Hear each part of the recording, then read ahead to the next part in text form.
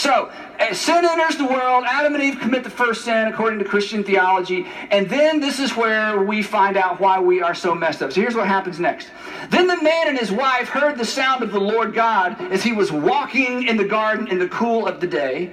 And here's what they did. And they hid from the Lord God among the trees of the garden. I could put in there that God created. So now they're hiding from God in God's garden. This isn't smart. But you know what? When you screw up, you do unsmart things. And here's what you do.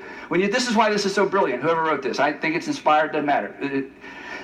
This ancient person pinpointed the fact that when we do something wrong, we hide. We hide. We hide from ourselves, we hide from the people around us because of guilt and because of shame. We hide. And we hide in the most obvious places. And then when we get caught, we say what? It's not a trick question. We say, I'm sorry. And no one believes us. And they shouldn't. Because you've been doing this for 8 years. And the only reason you said you're sorry is because you got what? And you know what you've been doing the whole time before you got caught? You were hiding. You were hiding you, or you were hiding something. This is what we do when we mess up. We hide until we're caught. And then, here's what happened next. But the Lord God called to the man. And I love this. In fact, maybe the reason you're watching today or listening today is for this just one part. The rest of my message may be irrelevant to you. When Adam and Eve screwed up, God went looking for them. Now they've just messed up in a big way. They've like messed all of us up. Like this was like the worst sin ever, okay? Ever. And this is like the worst sin ever. And God went looking for Adam and Eve. God is looking for you. And he's not looking to, put you over his knee. He's looking for you because he loves you. And when you read the rest of this story, it becomes obvious. Anyway, okay, but the Lord God called the man. Where are you? He knew. He answered, I heard you in the garden, and I was afraid. Why are you afraid? Because I was naked, which meant I knew I'd done something wrong. I felt shame. So I hid. And God said, who, because God knew there was a who involved, who told you that you were naked? In other words, who told you were guilty? Who told you to feel shame? How did you figure this out? Who told you? Have you eaten from the tree that I commanded you not to eat from? And Adam said, yes, I did. And I take full responsibility for my actions.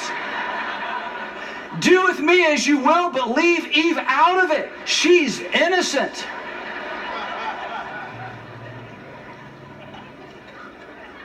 That's what he should have said. Now this is so interesting before I tell you what really happened. If you're not laughing, you're going, why is everybody laughing? Because we all were raised in Sunday school. It's okay. Here's the thing, okay? Here's the thing. This is so huge. This is why this literature, oh my gosh. The very first thing the first two people in the world did after they sinned was blame somebody else. The very first thing they did after they got caught was what you tend to do and I tend to do when I get caught.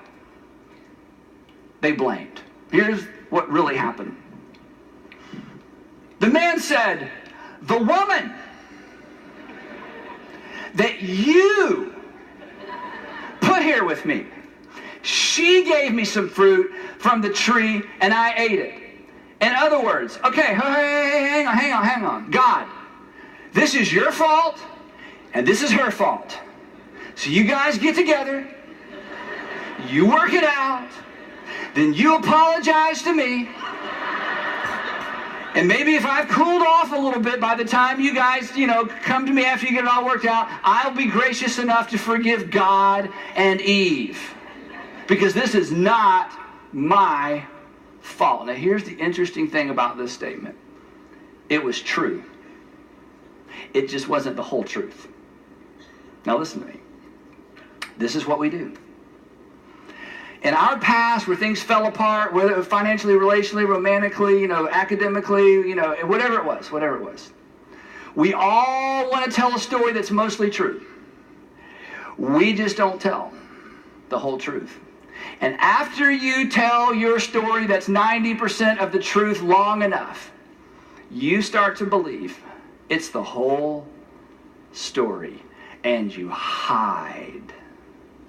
But if you don't own your part of your own history, you will lay the groundwork for undermining your own future. Then the Lord God said to the woman, what is this you have done? And the woman said, the serpent deceived me, and I ate. It's not my fault. This is true. It's just not the whole truth. So here's what I want you to hear me talk on. This is so important. I really can't even exaggerate how important this is, okay? If you don't pause and take responsibility for your part in your history, the part of your history that's caused you to have to start over, you will drag it with you into your future, no matter how small it is, no matter how insignificant it is. And ultimately, you will undermine your own happiness. Here's the deal. You cannot blame your way into a better future. You can blame your way into the future. You cannot blame your way into a better future. More to the point, blame enables us to smuggle our issues into our future. Blame enables us to smuggle. You know what I mean by smuggle? It's like, hey, if nobody knows about it and I don't have to confess it and everybody feels sorry for me when I kind of give them the macro story, then I can keep my part tucked in my pocket and I can carry my part into the future. Blame allows you to smuggle your dysfunction, your habit, your poor relationship skills, your poor decision-making skills, your unresolved daddy issues and mommy issues. Blame allows you to smuggle your stuff into your own future. That's why it's deadly. That's why you just can't do it. That's why before you start over, or as you begin thinking about starting over, you've got to stop and ask some really difficult questions. What was my part? What was my part? What was my part? And you got to own it. And the last little statement I'll give you is this. Blame sets us up for repeat performance, doesn't it? Because blame allows you to smuggle your past into your future, which sets you up to do exactly what you did last time, even though what you did last time may seem very inconsequential to you. There you are again. There you go again. Now here's the thing. I'm going to give you a little exercise to do. Okay, here's the thing. Look. Owning your part of your past. Owning your part of your past. And let me be real clear. Owning your part of the past. Owning your part of the past. Here's what happens. It drops the temperature. It drops the temperature of your emotions. And as the temperature drops, you gain clarity. And you can't make great decisions about your future without clarity. As long as you're blaming, as long as you're hiding, as long as you're smuggling, there is an energy, there's a tension, there's an unresolved thing. And I'm telling you, it is going to impair your ability to see clearly into your own future as you make the next round of decisions. It just is. It thwarts and it distorts your ability to make decisions. Now, Jesus said something so profound. It's one little statement that if you've read the Sermon on the Mount, you read right by it. But this is so profound. I think there's so much packed in this little phrase. Here's what he said. He said, blessed are the pure in heart, for they will see God. In other words, there is a relationship between purity and clarity. There's a relationship between purity and clarity. And the purer your heart is, the cleaner your heart is, the more work you've done to clean out the junk, to get rid of the cobwebs, to get rid of the stuff you're hiding, to get rid of the stuff you've never owned up to get rid of the stuff that you're afraid to admit. Because if I admit this, and I understand this more than you think, if I admit my part, I can't stay as mad as I've enjoyed being mad. If I own my part, that means I've just taken away a little bit of what I blamed him for and her for and them for. And if I begin to own my part, then I can't stay as angry about their part. That's what I mean. The temperature begins to drop. And you begin to see clearly. And you'll make better decisions. Blessed are the pure in heart, for they see God. And as long as there's something that you're hiding, as long as there's impurity in your thinking or your past or, again, your transparency, you lack the clarity you need to ensure that next time is better than last time. So this is a really, really big deal. So I want you to think about this today. Here's what I'd love for you to do. I want you to go home and I want you to get a sheet of paper and a pen or pencil or whatever, and I just want you to draw a circle. And this circle represents, this is the sphere of blame. This is the circle of blame. This is everything that contributed to the fact that you've got to start over. And I want you to take whatever you're writing with, and I want you to draw a slice that represents your part.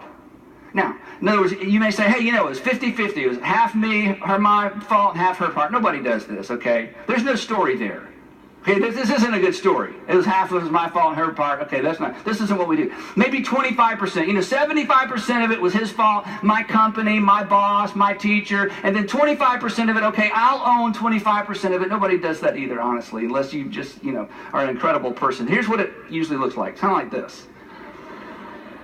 She was an idiot. Now, I might have had something to do with the problems, you know. My entire industry is screwed up. Now, I didn't follow, okay, I might have had my deal, okay. Here's the thing, okay, this is huge. To make peace with your past, to move on without your past dragging you down, to make peace with your past. You make peace with your past by owning your piece of your past. Now, it's cute, but it's bigger than cute. It's huge. It's life-changing. You make peace with your past. That is, you resolve your past before you move into the future by owning, recognizing, embracing, admitting, bringing it front and center, your piece of your past, your piece of the equation, the part that you contributed to that has caused you to have to start over. Now, I don't want to let you off too easy, and I know